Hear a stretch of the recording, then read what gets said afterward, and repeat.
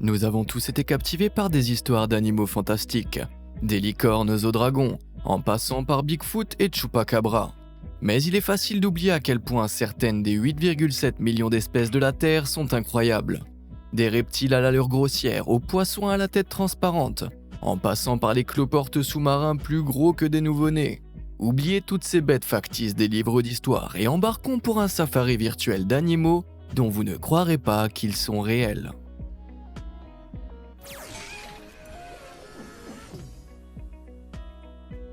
Phoques à capuchon. À première vue, les phoques à capuchon ressemblent à n'importe quel autre membre de la famille des phoques à pattes. Mais pendant la saison des amours, les mâles révèlent un secret époustouflant. Ou du moins, ils se mouchent. Lorsqu'il tente d'attirer une compagne, le mâle gonfle le capuchon de son front, ce qui lui retourne l'estomac, avant de faire sortir un sac rouge sang de son nez. Cette membrane élastique se gonfle lorsque le phoque bouche une narine et pousse l'air dans l'autre, apparaissant rouge vif grâce au sang qui y circule. Lorsque le mâle agite son sac gonflé comme un enfant excité avec un ballon, il montre ironiquement à quel point il est grand et puissant. Donc plus le ballon est gros, plus il a de chances d'impressionner une femelle. On dirait que j'ai essayé de séduire les filles de la mauvaise façon pendant toutes ces années. Cependant, le mâle peut aussi utiliser pour mesurer à d'autres phoques énormes. Ils peuvent peser jusqu'à 399 kg pendant la saison de reproduction. Dans ce cas, le mâle qui affiche le plus gros bourrelet gagne la femelle, leur épargnant l'énergie d'une confrontation physique. Cependant, si des mâles humains essayaient de conquérir une femme de cette manière, je n'ose imaginer ce qui pourrait se passer. Le mythe d'érable rose. Croyez-le ou non, il existe dans les régions sauvages d'Amérique du Nord une créature qui ressemble plus à un dessin animé qu'à un animal réel. Cette chose ailée rose et jaune vif s'appelle la mythe d'érable rose. C'est une espèce qui appartient à la famille des grands papillons à soie. Mais je dirais qu'elle ressemble davantage à une version ailée de Didi dans Dexter's Lab. Bien que ses couleurs caricaturales ne soient pas le meilleur choix de camouflage, ce papillon a un secret caché dans ses manches de fourrure. Endémique du nord-ouest de l'Amérique, ces mignons aux couleurs pastel aiment faire leur nid dans les érables, dont les fruits ailés ont un schéma de couleurs rose et jaune similaire. Ainsi, il peut se percher parmi les branches sans avoir à s'inquiéter de devenir un délicieux casse-croûte pour un prédateur proche. Mais je me demande si son goût est aussi sucré qu'il en a l'air. Isopodes géants. Lorsque la plupart d'entre nous pensent aux isopodes, comme les cloportes ou les punaises, nous imaginons de minuscules créatures ressemblant à des insectes, généralement pas plus grosses qu'une pièce de monnaie d'un demi-dollar. Et c'est là que l'existence de l'isopode géant défie toute forme d'imagination. Vivant jusqu'à 2133 mètres sous les vagues, ces isopodes sous-marins présentent des degrés variables de gigantisme en eau profonde. Cela signifie que plus ils vivent en profondeur, plus ils peuvent grandir. Certains spécimens mesurant jusqu'à 76,2 cm de long. Ce phénomène étrange a laissé les scientifiques perplexes pendant des décennies. Une théorie importante prétend que les températures plus fraîches, comme celles du fond de l'océan, encouragent les animaux à devenir plus grands car ils dégagent moins de chaleur. Cependant, une autre théorie soutient que les grands animaux ont un métabolisme plus faible, ce qui signifie qu'ils ont évolué pour s'adapter au manque de nourriture au fond de l'océan. Quelle que soit la raison, regarder ces cloportes surdimensionnées se déplacer sur le fond de l'océan reste un énorme cauchemar. Mais heureusement, ils ont seulement l'air menaçants. En effet, les isopodes géants sont des charognards. Au lieu de chasser leur proie à l'aide de leurs griffes effrayantes, ces crustacés carnivores attendent que la nourriture descende d'en haut dans une rafale de neige marine. C'est comme s'ils étaient constamment en train d'attendre un Deliveroo des profondeurs. Les rares fois où il y a assez de nourriture pour se gaver, ils peuvent manger tellement qu'ils inhibent leurs mouvements autrement gracieux. De la même façon que je peux inhiber mes mouvements gracieux quand je mange trop de lasagne de ma mère. Le cerf vampire. Les cerfs sont des animaux magnifiques et majestueux qui inspirent un sentiment d'admiration aux spectateurs chanceux. Mais il y a un membre de la famille des cerfs qui est beaucoup moins et beaucoup plus. Au lieu d'avoir des bois à l'allure royale, les cerfs d'eau ont des crocs énormes et terrifiants. Bien que vous puissiez imaginer ces monstres à crocs bondissant dans la nuit et essayant de grignoter le cou des victimes sans méfiance, la réalité est un peu plus rassurante. Le cerf d'eau est entièrement herbivore, et les mâles utilisent ces crocs comme des bois pour se disputer les partenaires et le territoire. Et leur appartenance vicieuse ne semble pas si menaçante quand on sait qu'ils ne mesurent que 61 cm. Selon James Webb, la gardienne des carnivores du zoo d'Atlanta, les ancêtres de tous les cerfs étaient petits et possédaient à la fois des défenses et des bois. Mais au cours de leur évolution, les plus grands ont développé des bois plus grands et ont perdu leur croc, tandis que les plus petits ont conservé leurs petites défenses. Quoi qu'il en soit, cela va faire un préquel de Bambi très effrayant. Étoile à plumes. Il y a beaucoup de choses étranges et merveilleuses qui nagent dans l'océan, mais l'étoile à plumes semble tout droit sortie des pages d'un livre pour enfants. En tant que membre de la famille des crinoïdes, qui comprend les étoiles de mer et les oursins, elles commencent leur vie attachées au fond de la mer par une tige. À ce stade, on les appelle des lys de mer. Mais si leur tige est cassée, elles deviennent des étoiles à plumes volantes, utilisant leur appendice frangé pour nager librement sous les vagues. Presque comme un pompon intelligent. Bien que toutes les espèces d'étoiles à plumes ne puissent pas nager, les scientifiques pensent que cette réponse évolutive les a aidés à échapper aux prédateurs. Et ce qui est peut-être plus impressionnant, ils ont également découvert que les étoiles à plumes peuvent régénérer entièrement leurs membres qu'elles ont perdus. Elles peuvent faire pousser jusqu'à 150 de leurs bras plumeux, qui peuvent atteindre jusqu'à 30 cm de long chacun. Si l'un d'entre eux venait à être sectionné, il repousserait lentement, à raison de près d'1 millimètre par jour. Et si leur disque central, appelé centradorsal, est intact, il n'y a pas de limite au nombre de fois où ces bras peuvent repousser. Donc théoriquement, ces fascinantes créatures marines pourraient continuer à nager pour toujours. Mais elles doivent bien se fatiguer à un moment donné, non? Aïe. Les lémuriens sont une espèce réputée mignonne et câline, originaire de l'île de Madagascar, mais il y a une exception radicale à la règle. Le lémurien aïe est un primate qui semble avoir évolué non seulement d'une autre manière, mais aussi sur une autre planète. Il arbore des dents de rongeur qui ne cessent de pousser, des yeux perçants qui voient dans le noir et un majeur squelettiquement fin qui ressemble à une patte d'araignée. C'est aussi le seul primate au monde qui se sert de l'écolocalisation pour trouver sa nourriture, un peu comme un dauphin. Si un dauphin était petit, poilu et carrément terrifiant. À l'aide de ses longs doigts osseux, l'aïe tape sur les branches avant d'utiliser ses oreilles massives pour détecter les réverbérations des larves qui se déplacent à l'intérieur. S'il en entend une, il déchire la branche d'une puissante morsure, si forte qu'elle peut traverser du béton. Ensuite, il utilise son doigt du milieu, d'une dextérité affreuse qui possède sa propre articulation à rotule, comme une minuscule épaule, pour pêcher les larves. Bien que cette démonstration qui fait froid dans le dos fasse frémir de nombreuses personnes, l'aïe n'en a visiblement rien à faire. En fait, il fait un doigt d'honneur au monde entier. En parlant de doigts bizarres, pourquoi ne pas utiliser les vôtres pour déplacer la souris sur les boutons j'aime et s'abonner? En 2 clics, vous serez le premier à être informé de la sortie de nouvelles vidéos traitant de faits encore plus époustouflants ou d'histoires sensationnelles.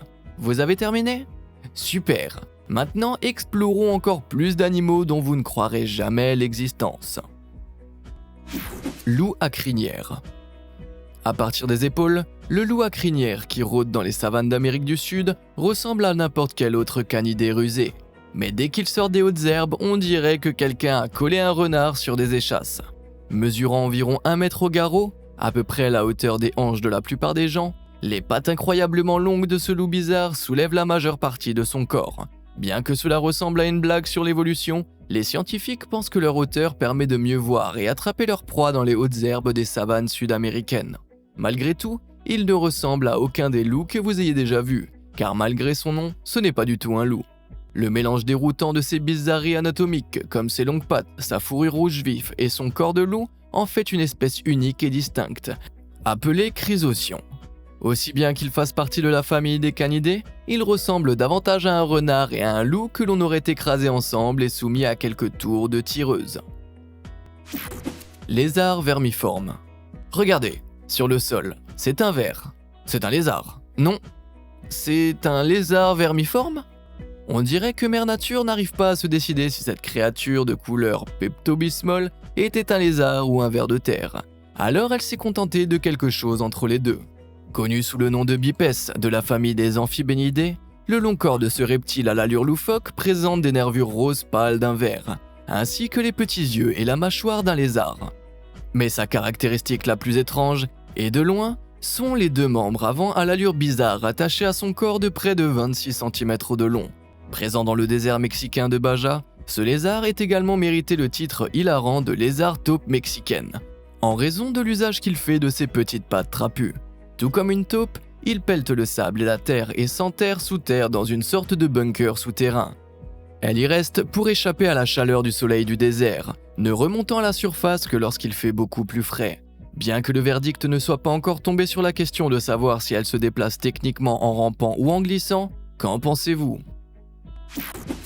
Échnidé à long bec.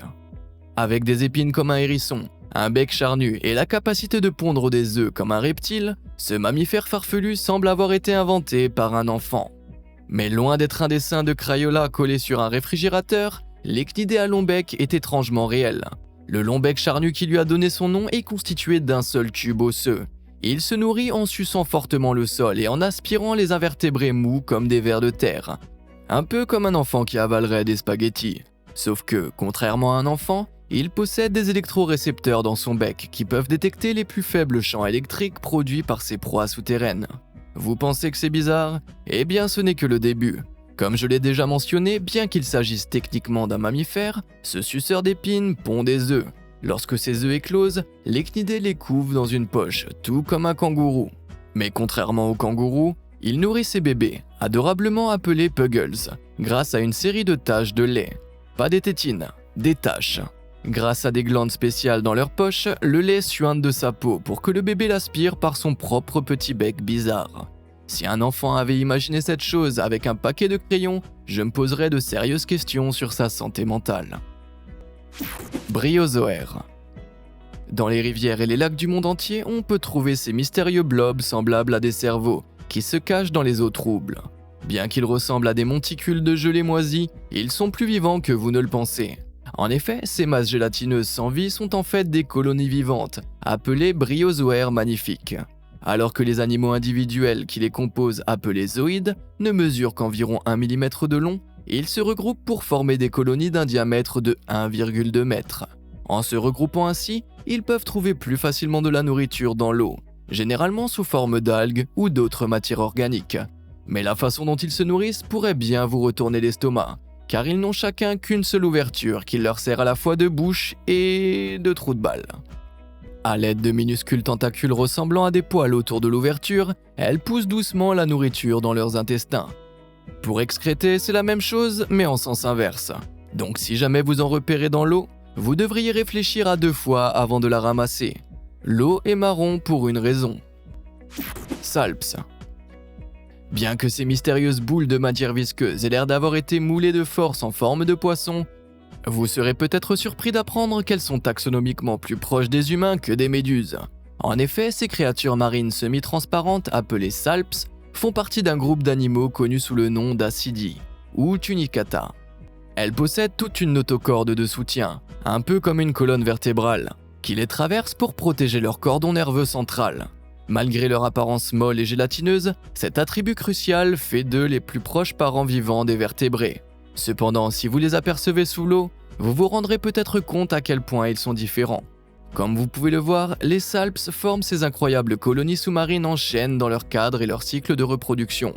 Elles sont créées lorsqu'un seul salpe solitaire fait bourgeonner asexuellement des clones de lui-même, chacun grandissant si vite que sa longueur augmente de 10% par heure. La taille des différentes variantes peut varier de quelques millimètres à près de 100 mm, ce qui signifie que les chaînes qu'elles forment peuvent mesurer jusqu'à 4,6 mètres. Ces étranges cordes de gelée vivante peuvent se tordre et s'enrouler en spirale dans l'eau, ce qui est un exploit assez étonnant pour un animal sans os. Pyrosome. Les salpes ne sont pas les seuls animaux sans os à être incroyablement impressionnants sous l'eau. Pour s'en convaincre, il suffit de regarder la forme extraterrestre de cet énorme pyrosome. Les pyrosomes sont des colonies de zooïdes flottant librement, un peu comme le bryozoaire. Ils sont tous reliés par des tissus communs, comme une sorte de tunique gélatineuse qu'ils utilisent pour communiquer et coordonner leurs mouvements.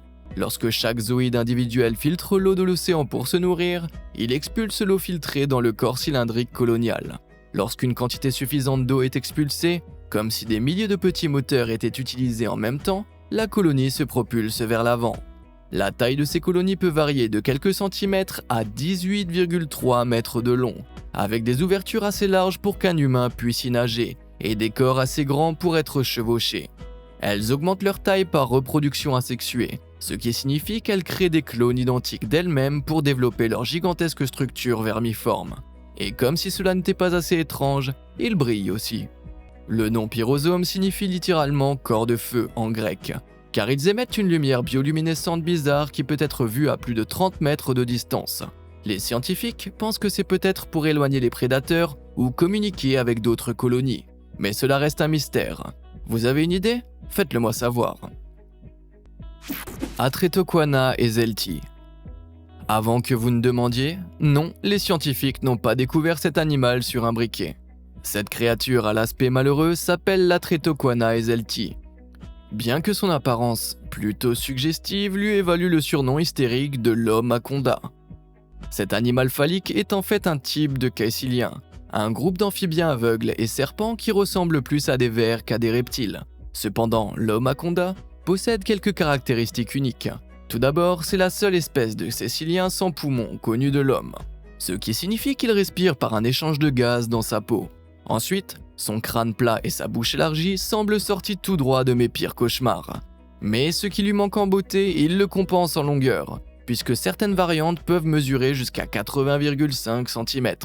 Je sais que la taille ne fait pas tout, mais je ne peux pas m'empêcher d'être un peu jaloux. Tortue de rivière Marie. En 2018, cette image incroyable d'une petite tortue arborant un sacré mohawk a pris l'internet d'assaut. Mais il s'avère que les cheveux verts vifs ne sont pas la chose la plus étrange chez ce reptile à l'air rebelle. Il s'agit de la tortue de rivière Marie, une espèce en voie de disparition originaire d'Australie, qui a la capacité unique de respirer par ses organes génitaux.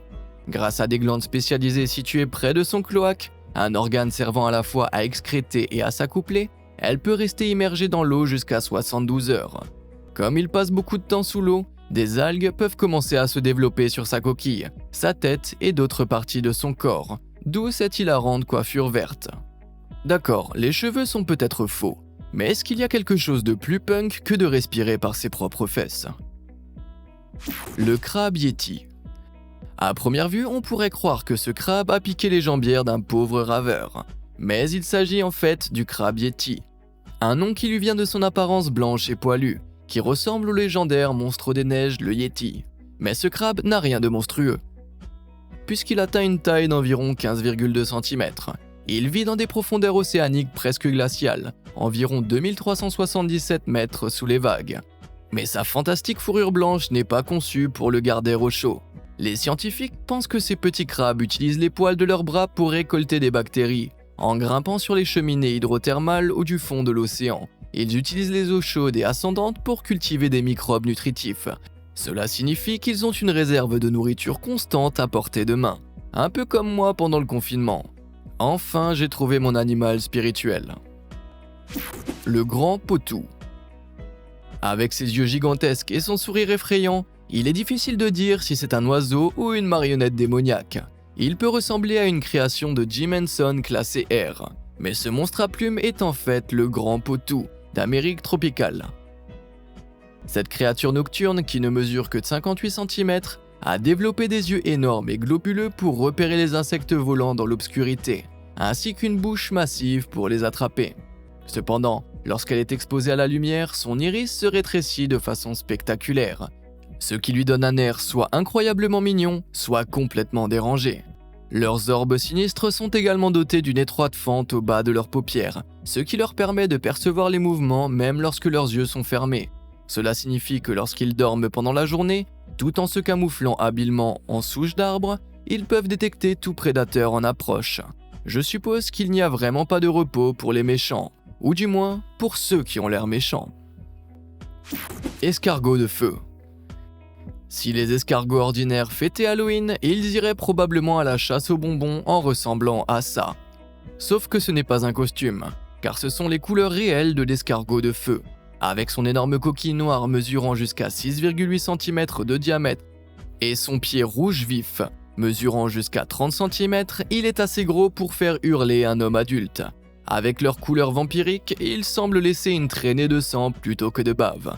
Mais en réalité, ces mollusques aux couleurs folles ne sont pas différentes de votre escargot de jardin. Enfin, presque pas. Il s'agit d'une espèce originaire de la forêt nuageuse des hauts plateaux de Cameron en Malaisie, où la température est très fraîche et humide, ce qui permet à ce mollusque mélanoïde de prospérer. Comme ces conditions spécifiques sont pratiquement impossibles à reproduire, ces escargots sont réputés pour être difficiles à maintenir en vie en dehors de leur habitat naturel. Alors désolé pour tous les gothiques qui espéraient en avoir un comme animal de compagnie. Allez écrire des poèmes tristes à ce sujet ou quelque chose comme ça. Le dragon bleu.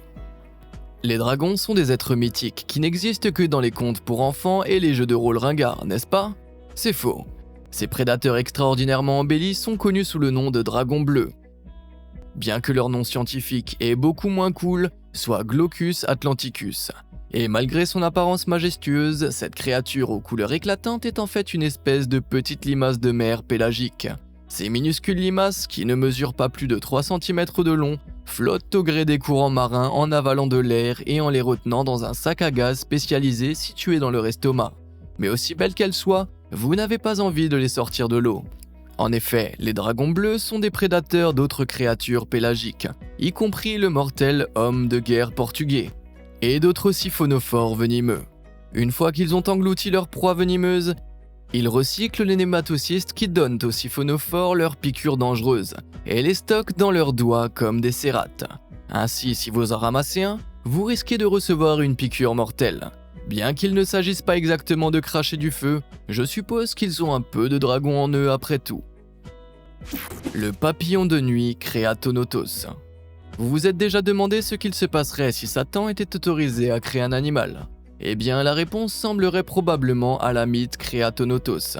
Ces terrifiantes tentacules qui sortent de son abdomen peuvent sembler sortir d'un mauvais rêve, mais je suis désolé de vous dire que cette chose est tout à fait réelle. Mais ce n'est pas aussi grave que ça en a l'air. Tout d'abord, l'envergure de ce papillon de nuit est d'environ 3,8 cm, soit la moitié de la taille de votre pouce. Malgré son apparence un peu effrayante, ces tentacules menaçantes ne sont pas utilisées pour se nourrir de votre âme. Ce sont des chorémata, des organes odorants que le papillon gonfle pour produire des phéromones lorsqu'il essaie d'attirer un partenaire. Eh bien, il ne semble plus si effrayant maintenant, bien que je vote toujours pour que nous le renvoyions en enfer, là où il appartient clairement. Macropina microstoma. Un poisson à la tête transparente peut sembler tout droit sorti de la science-fiction, mais dans les eaux profondes et sombres de l'océan Pacifique, il est bien vivant et il nage. Le Macropina microstoma, plus connu sous le nom de barrel-eye fish, doit son surnom à l'ensemble des yeux tubulaires intégrés dans sa tête transparente. En effet, ses yeux ne sont pas les capsules sombres que vous voyez à l'avant, mais les gros orbes verts qui brillent à l'intérieur de ce bouclier rempli de liquide. Aussi inhabituel que ce trait physique puisse paraître, c'est en fait un outil de chasse intelligent. Vous voyez, le barrel-eye vit entre 609 et 853 cm sous les vagues. Il nage donc constamment dans des eaux noires. Pour attraper un repas décent dans ces conditions abyssales, ses yeux sensibles et tubulaires sont orientés vers le haut de sa tête. Cela signifie qu'il peut repérer la plus petite silhouette d'une proie flottante au-dessus de lui et la prendre en embuscade par le dessous. Bien que cela le fasse passer pour un terrifiant prédateur des profondeurs, le barrel-eye ne mesure que 15 cm de long. La seule chose que vous risquiez de perdre face à ce poisson, c'est un concours de regard.